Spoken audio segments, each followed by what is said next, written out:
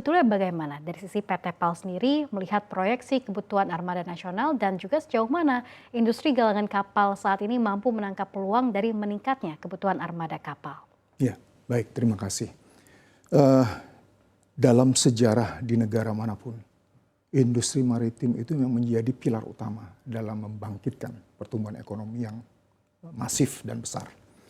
Maka sebenarnya di kita juga demikian. Kita juga galangan kapal ini memiliki peran yang tidak kecil untuk berperan dalam proses pembangunan negara ini. Tapi satu hal yang saya ingin ingatkan bahwa kita adalah negara maritim, negara kepulauan terbesar di dunia yang sebenarnya potensi daripada galangan kapal dan potensi daripada industri maritim ini jauh lebih besar lagi daripada yang ada sekarang. Oke.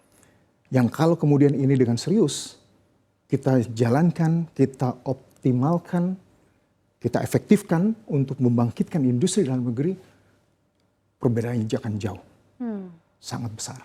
Sangat besar begitu ya perbedaannya, sangat signifikan sekali. Sangat signifikan. Baik, tadi kan Bapak sempat sebutkan Indonesia merupakan negara maritim terbesar ya, bisa kita bilang 17.000 kepulauan. Ya. Ini kan sangat menantang sekali tentunya ya dari sisi pertahanan di sisi maritim sendiri. Ya. Ini apa saja sih Pak tantangan utama yang dihadapi industri galangan kapal nasional, terutama dalam memenuhi kebutuhan armada kapal tersebut? Ya, pertama adalah seperti saya sampaikan tadi, pertama kebutuhan kapal kita sebenarnya sangat besar. Tetapi yang menjadi kekurangan kita adalah rantai pasok kita masih sangat lemah. Tier 2, tier 3 sampai tier 4 daripada industri, ekosistem industri maritim ini belum terbentuk dengan baik. Oke. Ini yang menjadi kendala utama. Maka sebenarnya kesempatan saat ini ketika Presiden Prabowo Subianto menyatakan keinginan untuk membangun kemandirian dari sisi teknologi dan perindustrian, maka ini adalah kesempatan untuk memusatkan semua kebutuhan kapal dalam negeri diberikan kepada industri dalam negeri, industri galangan kapal dalam negeri, sehingga kita bisa memunculkan industri-industri pendukung tier 2. Industri mesin, industri kabel, industri pipa, industri dan lain sebagainya. Ini akan memperkuat dan sekaligus juga memiliki multiplier effect yang luar biasa terhadap pertumbuhan ekonomi.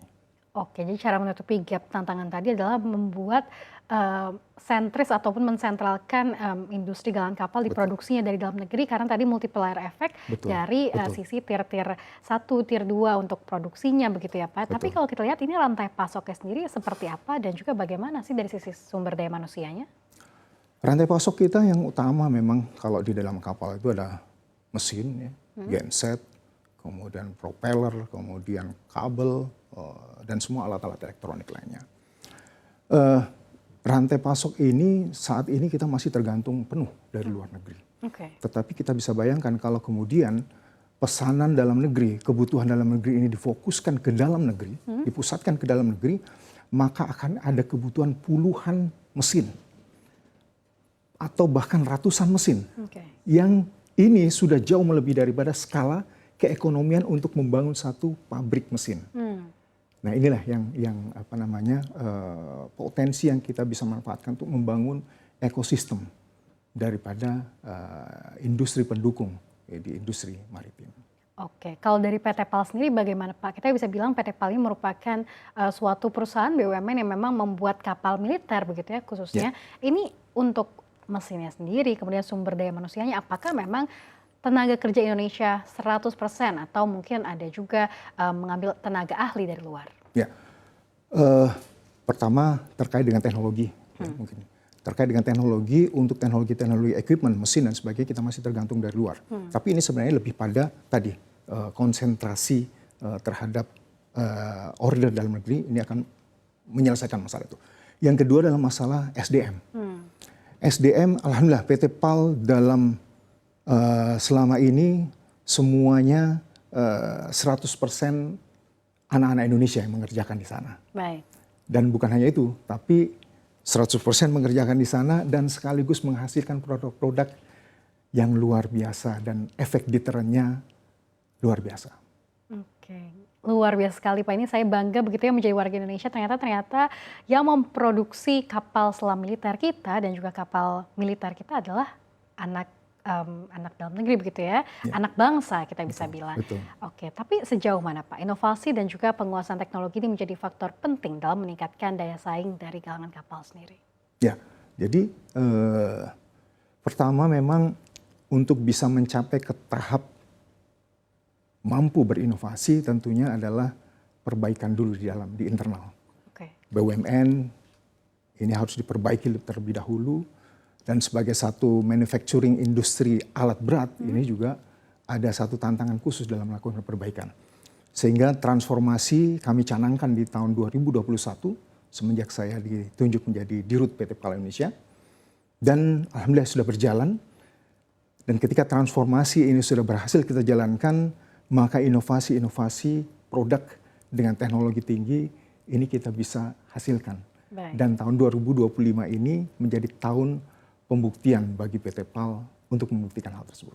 Baik, jadi dari transformasi ke inovasi begitu ya Pak Janot ya. Betul. Mungkin boleh di-spill Pak, pembuktian apa saja yang telah dicapai oleh PT PAL ini? Yaitu launching kapal frigat atau kapal perang, boleh dikatakan kapal perang raksasanya Indonesia.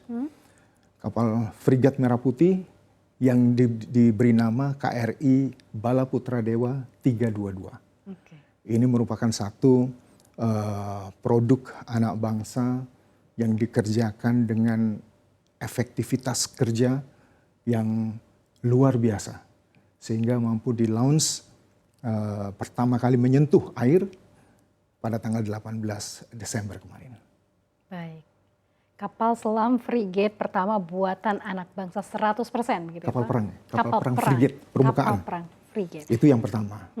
Kemudian kedua, kami juga kemarin pada tanggal 18 Desember juga melaunching senjata laser. Oke. Senjata laser, kalau yang kami launching kemarin masih pada tipe handy yang dipegang satu orang atau ditempatkan, kemarin kami tempatkan di atas mobil komando.